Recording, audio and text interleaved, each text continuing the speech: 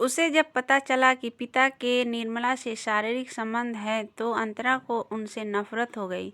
2 महीने पहले मम्मी को अचानक क्या हुआ था? पूरे 8 महीने के बाद अंतरा ने घर में कदम रखा तो वहाँ का भयानक सन्नाटा उसे काटने दौड़ पड़ा। बड़ी मम्मी ने डॉक्टर प्रधान को बुला लिया। मम्मी उन्हीं की देख रेख में थी। उन्होंने ही अंतरा को मम्मी की इस अंतिम स्टेज की खबर दी। अंतिम स्टेज। अंतरा की आंखें एक बार फिर भर आईं। मम्मी को क्या अब वो कभी नहीं देख सकेगी? ब्रेन हेमरेज हुआ है।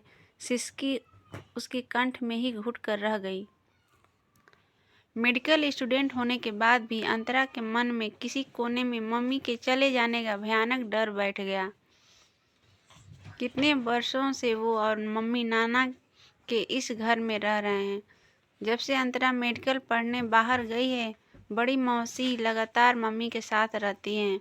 उनका बेटा विदेश में है और मौसा जी कुछ बरस पहले दुनिया छोड़ गए। अंतरा ने सैम सैम करते कमरे में पैर रखा तो मम्मी पलंग पर बेसुध सी पड़ी थी। डॉक्टर प्रधान उनके सिरहाने बैठे थे। अंकल, मम्मी की तबीयत मैं कुछ कह नहीं सकता अंतरा। उन्होंने अपने प्रति काफ़ी लापरवाही बरती है। ब्लड प्रेशर काफ़ी समय से हाई चल रहा था। दवाइयाँ समय पर नहीं ली और अब ये अचानक ब्रेन हेमरेज। कहते कहते डॉक्टर प्रधान का स्वर कांप गया। मौसी भी कमरे में आ चुकी थी। उन्होंने ही बताया कि पिछले कई दिनों से मम्मी को लगातार सिर में भयानक दर्द होने लगा था। रातों को सो भी नहीं पा रही थी। सुबह सुबह उल्टियाँ हो जाती थीं। दर्द की गोलियां लेकर यूनिवर्सिटी जाती थी वो। कोई प्रोजेक्ट था जिस पर वो काम कर रही थी, काफ़ी मेहनत से, लेकिन बीच में ही तबीयत खराब हो गई। मम्मी को यूनिवर्सिटी की जॉब बड़े संघर्षों के बाद मिली थी, इसलिए वो स्टूडेंट्स और फैकल्टी मेंबर्स की तरफ से कोई शिकायत नहीं चाहती थी। अभी उम्र ही क्या थी मम्मी की। अंतरा और मम्मी में बस 21 बरस का अंतर था। इस हिसाब से मम्मी कुल 46 साल की थी। ये कोई दुनिया से चले जाने की उम्र तो नहीं होती, लेकिन मम्मी का अकेलापन। अंतरा ने सोच लिया था कि अपनी शादी वो तब करेगी जब डॉक्टर प्रधान से मम्मी का विवाह करा देगी। मम्मी को इसके लिए तैयार कर पाना काफ़ी मुश्किल था। दुनियादारी, पड़ोस, रिश्तेदार, बड़ी होती बेटी, कितना कुछ सोचती थी मम्मी, लेकिन सब कुछ अनकहा। डॉक्टर प्रधान की भी पता नहीं कैसी परिस्थितियां रही होंगी जो इतना भला और योग्य इंसान अब तक अविवाहित रह गया। और मम्मी भी उसके पिता से अलग न जाने कब से। मम्मी और डॉक्टर प्रधान के बीच का अबोला लगाव अंतरा भांप चुकी थी, लेकिन संग साथ की शुभ घड़ी आने से पूर्व ही असमय संगिनी साथ छोड़ गई। उसे मम्मी की देह ठंडी लगी। शायद मम्मी के प्राण अंतरा में ही अटके थे। उनकी आंखें बंद ही रह गईं। मृत्यु उन्हें चुपचाप ले गई।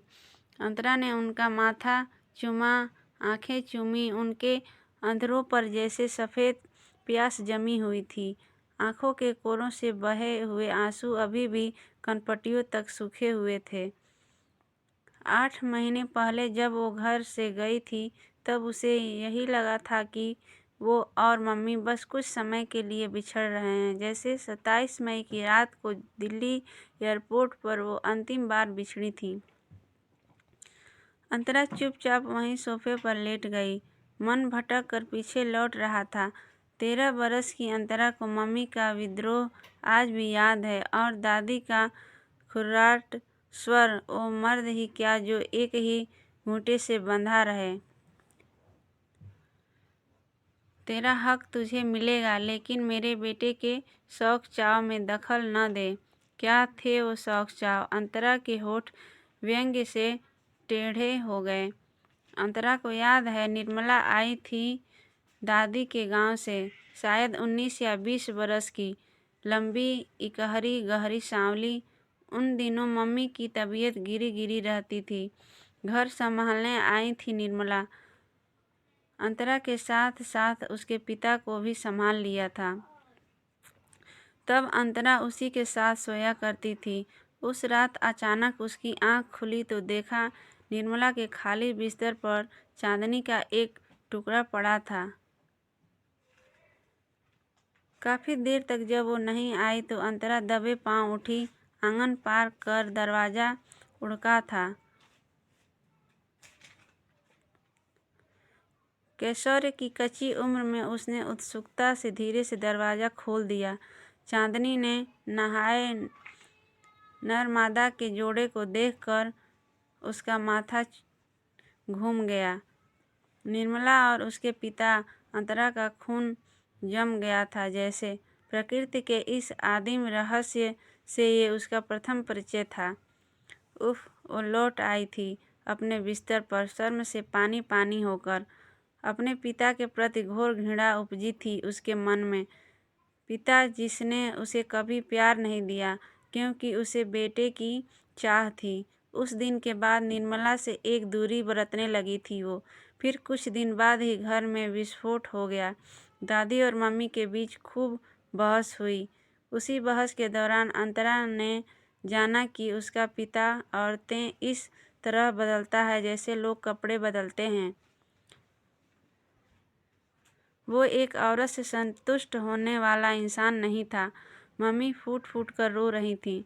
वो छोटी उम्र में ब्याह कर आई थी। कई बार अनचाहे पति के संपर्क में आईं और उस व्यक्ति की बच्ची की माँ बन गईं। बच्ची यानी अंतरा। उन्हें अपने पति से प्यार हो ही नहीं सका। वो पति की गंदी आदतें बर्दाश्त करती जा रही थी, लेकिन इस बार उन्होंने पति का घर छोड़ दिया और बेटी के साथ मायके चली आईं। अधूरी पढ़ाई पूरी करी, फिर यूनिवर्सिटी में पढ़ाने लगीं। इसी दौरान वे डॉक्टर प्रधान के संपर्क में आईं। एक मूक, अव्यक्त, अबोला रिश्ता। बड़ी होती अंतरा इस पवित्र रिश्ते को समझने लगी थी। अब तो नाना नानी भी दुनिया से जा चुके हैं।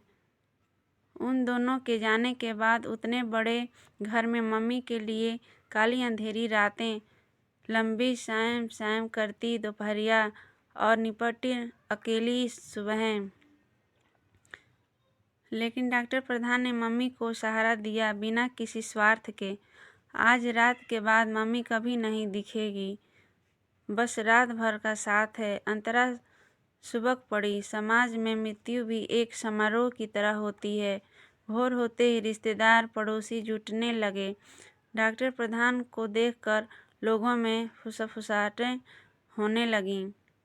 तेरे पिता को खबर करनी होगी, मौसी ने कहा तो अंतरा चौंक पड़ी। क्यों? लेकिन उसकी आवाज़ कोलाहल में दब कर रह गई। मौसी के पास शायद उसके पिता का नंबर था। कुछ देर बहसा-बहसी के बाद मौसी ने फ़ोन रख दिया। एक विजेता की सी संतुष्टि थी उनके चेहरे पर। झगड़ा तो सौत का था, अब न सौत रही न सौत के लिए झगड़ने वाली।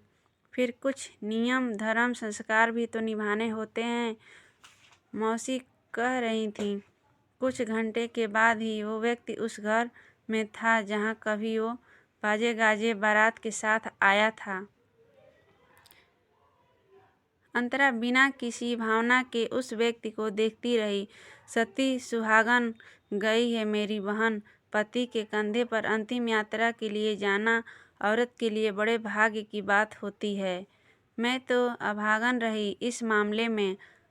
अंतरा तू सजा दे अपनी माँ को, मौसी अपने आप कहती जा रही थीं।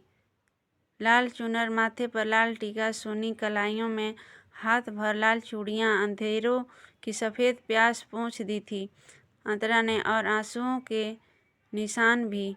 मम्मी तो मृत्यु के बाद भी कितनी सुंदर दिख रही थीं। चुपचाप सोई हुई, वही चाँद सा मुखड़ा, चौड़ा माथा, दरांती जैसी आंखें, लेकिन बंद, खामोश, इतनी सुंदर तो वो कभी नहीं दिखी। मौसी के बताने पर अंतरा मम्मी के ड्रेसिंग टेबल की दराज में सबसे पीछे रखा सिंदूरा लेती आई।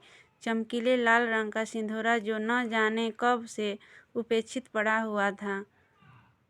मेरी बहन सती सुहागन इस दुनिया से गई है, अपने हाथों से उसकी मांग भर दो जवाई जी, मौसी रोते रोते कह उठी। वो शख्स जो अंतरा का पिता था शांत निर्विकार बैठा सिगरेट पी रहा था। कोई दुख, कोई अफसोस नहीं जाहिर था उसके चेहरे पर। मौसी के शब्द अंतरा के कानों में पड़े तो जैसे वो नींद से जाग पड़ी। वो देख रही थी किसी औरत ने सिंदूरे के इर्द गिर्द चिपके सिंदूर को समेटकर पिता नाम के उस व्यक्ति को सिंदूरा थमा दिया था। एकाएक ही अंतरा ने सिंदूरा झपट लिया। उसका क्रोध चरम पर था। मेरी मम्मी को देवी मत बनाइए। ये आदमी मेरी मम्मी का पति नहीं हो सकता। ये मेरा पिता कहलाने लायक भी नहीं। मम्मी ने इस आदमी से कभी प्यार नहीं किया। मेरी मम्मी डॉक्टर प्रधान से प्यार करती थी और ये बात बस मैं ही जानती हूँ। उनकी मांग में सिंदूर भरने का अधिकार सिर्फ और सिर्फ डॉक्टर प्रधान को ही है। अंतरा ने पिता नाम के उस व्यक्ति से सिंदूरा लगभग छीन ही लिया। उसने मम्मी के चेहरे की तरफ देखा। सिंड्रेला सी सुंदर उसकी मम्मी आजीवन अपनी अधूरी कहानी पर चुपचाप घुटती रहीं और बिना किसी से कोई शिकायत किए इस दुनिया से चुपचाप ही चली गईं। भीड़ छटने लगी थी। कई तरह की बातें, फुसफुसाहटें अंतरा के कानों में पड़ रही थी। बीतते हुए किसी पल में प्रधान अंकल ने उसके हाथ से सिंदूरा लेकर मम्मी की मांग भर दी थी। मम्मी की देह में न जाने कहाँ का सौंदर्य उमड़ पड़ा था और उनकी बरसों की सुनी मांग दूर तक सिंदूर से जगमगा गई थी।